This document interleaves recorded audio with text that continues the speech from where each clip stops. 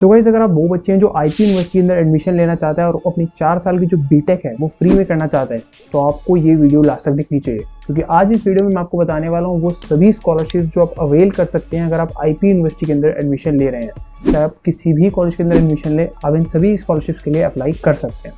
तो स्टार्ट करते हैं वीडियो को बिना किसी टाइम वेस्ट के। अब देखो यार, स्कॉलरशिप्स के अंदर आपको 4 क्राइटेरिया मिल जाते हैं, मतलब आपके 4 सोर्सेज के थ्रू आपको स्कॉलरशिप्स मिल रही होती है। सबसे पहले आपकी सोर्स होती है नेशनल गवर्नमेंट, यानी आपकी सेंट्रल गवर्नमेंट के थ्रू आपको जो मिलती है। वहाँ पर आपको नेशनल स्कॉलरशिप पोर्टल के पर जाकर के आपको उसको अप्लाई करना पड़ता है और आपको काफ़ी सारी स्कॉलरशिप वहाँ पर मिल जाती है। दूसरी आपकी जो सोर्स होती है वो होती है स्टेट गवर्नमेंट, जो आपकी जैसे अगर आप डीजे की हम बात करें, अगर आप वहाँ पे कॉलेज में एडमिशन लेते हैं तो आपकी दिल्ली स्टेट की जो गवर्नमेंट है वो आपको कुछ स्कॉलरशिप दे रही होंगी और उसको आपको ई डिस्ट्रिक्ट के पोर्टल के ऊपर जाकर के अप्लाई करना पड़ेगा। थर्ड जो आपको सोर्स होता है स्कॉलरशिप का वो होता है जीजीएसआईपी, खुद यूनिवर्सिटी। मतलब आप किसी भी यूनिवर्सिटी के अंदर एडमिशन लेंगे तो वहाँ पर वो खुद यूनिवर्सिटी या फिर आपका कॉलेज आपको कुछ स्कॉलरशिप्स दे रहा होता है। और जो फोर्थ सोर्स होता है वो होता है हमारे कुछ प्राइवेट स्कॉलरशिप, जो हमारी कुछ बड़ी बड़ी प्राइवेट एंटिटीज़ होती हैं, जैसे कि रिलायंस है, टाटा है, या फिर और भी कुछ काफ़ी सारी बड़ी बड़ी एंटिटीज़ हैं, वो हमें कुछ स्कॉलरशिप्स दे रही होती हैं, तो उनके थ्रू भी आप उनकी स्कॉलरशिप्स को अवेल कर सकते हैं।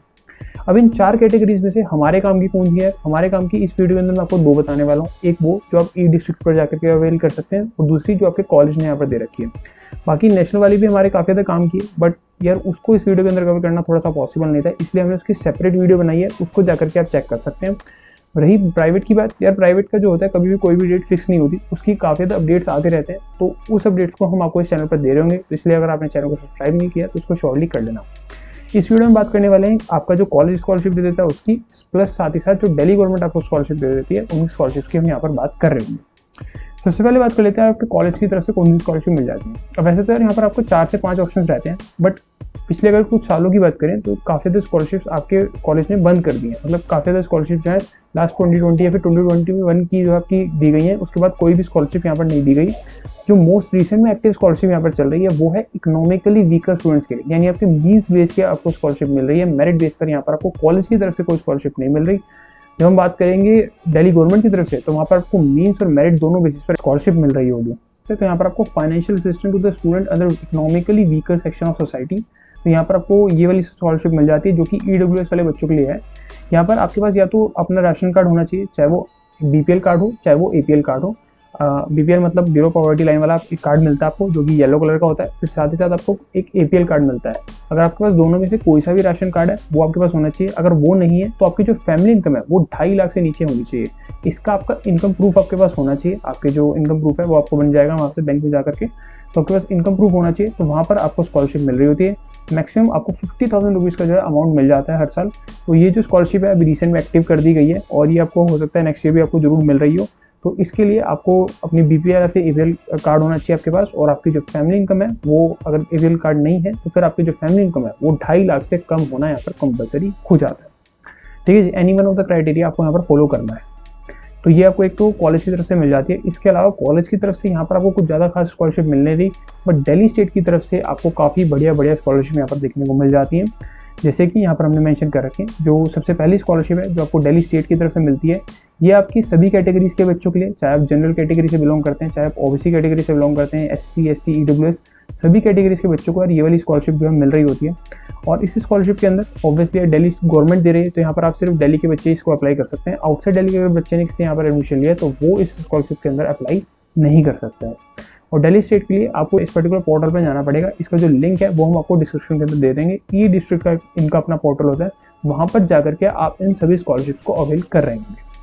स्कॉलरशिप का जो नाम है वो है merit cum means linked financial assistance scheme, और इसके अंदर आने के लिए आपको यहाँ पर हमने टेबल बनाकर दे रखा है। इस टेबल के अंदर आप देख सकते हो क्या क्या आपकी एलिजिबिलिटी क्राइटेरियाज है। सबसे पहला आपका एलिजिबिलिटी क्राइटेरिया है अगर आपके पास राशन कार्ड है और अगर आपकी क्लास 12 के अंदर 60% मार्क्स आए हैं तो वहाँ पर आपको 100% फाइनेंशियल असिस्टेंस मिल जाता है। आपकी जो ट्यूशन फीस होगी, आपकी जो यूनिवर्सिटी फीस होगी, वहाँ पर आपको 100% आपकी जो फीस है वो रीइंबर्स हो जाती है। अगर आपके पास अपना बीपीएल कार्ड वगैरह नहीं है तो वहाँ पर अगर आपकी फैमिली इनकम 2.5 लाख से नीचे, इनकम प्रूफ यार हर जगह पर लगेगा, इस बात का ध्यान रखना, और आपके क्लास 12 के अंदर जो परसेंटेज आए वो 60% आए हैं, तो वहाँ पर आपको 50% जो आपकी फीस है वो वहाँ पर रीइंबर्स हो जाएगी। अगर आप फर्स्ट ईयर के अंदर हैं तो वहाँ पर आपको 60% मार्क्स लेकर के आना पड़ेगा क्लास 12 के अंदर, और अगर आप सेकंड ईयर के अंदर है तो आपको 60% मार्क्स जो है फर्स्ट ईयर के अंदर अपने लेकर के आना। बेसिकली आपको जो प्रीवियस आपने जो स्टडीज़ करी है उसके अंदर आपको वहाँ पर 60% मार्क्स आना यहाँ पर कंपलसरी रहता है। कैटेगरी 3 के अंदर अगर आपकी फैमिली इनकम 2.5 लाख से लेकर 6 लाख के बीच में है और आपके जो क्लास 12 के मार्क्स है वो 60% से ऊपर है, तो वहाँ पर आपको 25% का जो है फाइनेंशियल असिस्टेंस स्कीम यहाँ पर मिल जाता है। प्लस साथ ही साथ अगर आप SC या फिर ST कैटेगरी से बिलोंग करते हैं तो वहाँ पर आपको 5% का रिलैक्सेशन भी देखने को मिल जाता है। तो आप देख सकते हो, और काफ़ी बढ़िया स्कॉलरशिप आपको आपकी दिल्ली स्टेट गवर्नमेंट जो है दे रही है। इसको आप अप्लाई करने के लिए ई-डिस्ट्रिक्ट के पोर्टल पर जा सकते हो। अगर आप EWS कैंडिडेट हैं तो आप इसमें भी अप्लाई कर सकते हैं और जो कॉलेज दे रहा है उसके अंदर भी अप्लाई कर सकते हैं। बट एक चीज़ का आपको ध्यान रखना है, हर एक बच्चा मल्टीपल स्कॉलरशिप में अगर एलिजिबल है तो अप्लाई तो कर सकता है, बट यार वो एक ही स्कॉलरशिप अवेल कर सकता है। अगर उसको गलती से 2 स्कॉलरशिप मिल जाती हैं तो उसको एक स्कॉलरशिप को रिटर्न करना पड़ेगा। ठीक है जी, बात कर लेते हैं नेक्स्ट स्कॉलरशिप की, जिसका नाम है merit scholarship for SC, ST and OBC students. तो इस स्कॉलरशिप को अवेल करने के लिए अगर आप OBC स्टूडेंट हैं तो वहाँ पर आपकी जो फैमिली इनकम है वो 3 लाख से कम होनी चाहिए। अगर आप SC या फिर ST कैटेगरी से बिलोंग करते हैं तो आपके लिए कोई क्राइटेरिया नहीं है, आपकी फैमिली इनकम कितनी भी हो सकती है, बस आपको प्रीवियस ईयर के अंदर आपके क्लास 12 के अंदर 60% मार्क्स लाना यहाँ पर कंपलसरी रहता है। तो आपको 60% मार्क्स लेकर के आने हैं, इसके अलावा आपको कुछ भी नहीं है। आपको 24,000 रुपीज़ का एनुअली रिवॉर्ड मिलेगा गवर्नमेंट की तरफ से, हर साल मिलता है, हर साल आपको अप्लाई करना पड़ेगा और आपको 24,000 रुपीज़ यहाँ पर गवर्नमेंट की तरफ से मिल रहे होंगे। तो काफ़ी बढ़िया बात है यार ये, मतलब SC स्टूडेंट अगर आप SC या फिर ST कैटेगरी से बिलोंग करते हैं तो फिर यार आपको बस यहाँ पर 60% मार्क्स लाना है क्लास 12 के अंदर और आपको 24,000 रुपये हर साल मिल जाएंगे। नेक्स्ट हमारे पास आती है post matric scholarship for SC and OBC students. अब यहाँ पर ST कैटेगरी के बच्चों को ये नहीं मिल रही होती है, SC और OBC कैटेगरी के बच्चों के लिए है यहाँ पर। इस केस के अंदर आपके 2.5 लाख जो है इनकम स्लैब रहता है, मतलब आपकी जो पेरेंट इनकम है वो 2.5 लाख से ज़्यादा नहीं होनी चाहिए। और आपके जो प्रीवियस आपका जो एकेडमिक ईयर रहा है, अगर आप कॉलेज के सेकंड ईयर में अप्लाई कर रहे हैं तो वहाँ पर जो फर्स्ट ईयर के अंदर आपका रहा है वहाँ पर 75% मार्क्स लाना कंपलसरी हो जाता है। अगर आप फर्स्ट ईयर में अप्लाई कर रहे हैं तो आपका जो क्लास 12 के अंदर अटेंडेंस थी वो 75% अटेंडेंस यहाँ पर होनी कंपलसरी है। तो यहाँ पर आपका एकेडमिक स्कोर भी हटा दिया गया है इन्होंने, यहाँ पर सिर्फ और सिर्फ आपका अटेंडेंस को ही यहाँ पर क्राइटेरिया रखा है। ये और ज़्यादा सिंप्लीफाई कर दिया यार, बस आपकी जो फैमिली इनकम है वो 2.5 लाख से नीचे यहाँ पर होनी चाहिए। तो जो SC और OBC कैटेगरी के बच्चे हैं वो तीनों की तीनों स्कॉलरशिप्स के अंदर अप्लाई कर सकते हैं, फर्स्ट के अंदर भी, सेकंड के अंदर भी, थर्ड के अंदर भी। EWS वाला बच्चा दोनों के अंदर अप्लाई कर सकता है, जनरल वाला फर्स्ट वाली स्कॉलरशिप के अंदर जो दिल्ली स्टेट गवर्नमेंट की तरफ से मिल रही है उसके अंदर अप्लाई कर सकता है।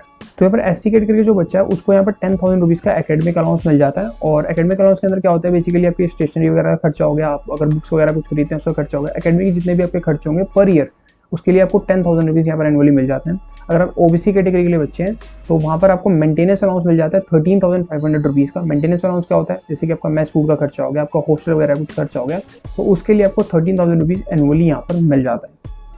नेक्स्ट स्कॉलरशिप की बात करें तो वो है doctor BR Ambedkar scholarship for topper and meritorious students. यहाँ पर आपको ये जो है स्कॉलरशिप आपको सिर्फ और सिर्फ अगर आपने अपनी क्लास 12 के अंदर फर्स्ट रैंक होल्ड करी है, अगर आप सेकंड ईयर में कॉलेज के, तो अगर आपने फर्स्ट ईयर के कॉलेज में फर्स्ट रैंक होल्ड करी है अपनी पर्टिकुलर ब्रांच के अंदर तो ही आपको ये मिल रही होती है। बेसिकली आप अपनी किसी भी फील्ड के अंदर, किसी भी ब्रांच के अंदर, फील्ड इन द सेंस कि अगर आपके पास PCM थी तो PCM, ऑब्वियसली PCM ही होगी यार, इंजीनियरिंग कर रहे हो तो। बाकी ब्रांच की यहाँ पर वेरी करता है, जैसे ब्रांचेस के अंदर आप अगर आपके पास मैकेनिकल थी तो मैकेनिकल के अंदर अगर आप फर्स्ट आए हैं, CSC के अंदर, तो उन बच्चों को स्कॉलरशिप मिल रही होती है। यहाँ पर भी आपको 25,000 रुपीज़ का जो रिवॉर्ड मिलता है।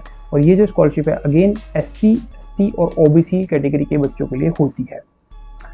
तो ये बात करी हमने उन सभी स्कॉलरशिप्स की जो आपको मिल सकती हैं अगर आप GGSIP यूनिवर्सिटी के अंदर एडमिशन लेते हैं। तो इसके अलावा अगर आपका स्कॉलरशिप को लेकर के कोई और डाउट है और अगर आपको ये जानना है कि सेंट्रल गवर्नमेंट की तरफ से आपको कौन कौन सी स्कॉलरशिप यहाँ पर मिल जाती है, तो उसके लिए आपको एक और वीडियो हमने पिन कमेंट में दे दूंगा यार मैं, नहीं तो आप चैनल का नाम सर्च करके चेक कर सकते हो, हम डाल देंगे, वहाँ पर जाकर के आप देख सकते हो कि आपको सेंट्रल गवर्नमेंट की तरफ से कौन कौन सी स्कॉलरशिप मिल रही हैं। जैक दिल्ली की सिमिलर वीडियो हमने ऑलरेडी बना रखी है। अगर आप जैक दिल्ली वाले कॉलेजेस के अंदर एडमिशन लेते हो तो वहाँ पर तो आपको काफ़ी सारी स्कॉलरशिप मिल जाती है, क्योंकि कॉलेजेस की तरफ से वहाँ पर काफ़ी सारे ऑप्शन रहते हैं आपको स्कॉलरशिप्स के लिए, तो उनको भी आप जाकर के चेक कर सकते हो। और यार अगर आपको कोई भी डाउट रह जाता है तो वो आप कमेंट सेक्शन में पूछ लेना। That's all for today, thank you so much, this is Akshit Ojha signing off.